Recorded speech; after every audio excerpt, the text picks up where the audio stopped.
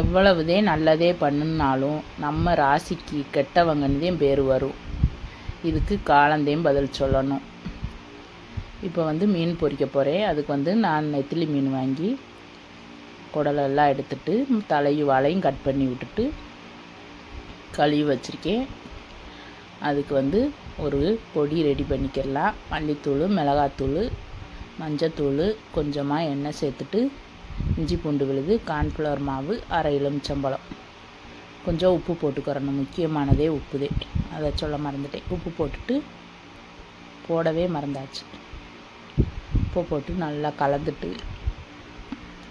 எடுத்து வச்சுருக்க மீனில் இந்த பேஸ்ட்டை போட்டு நல்லா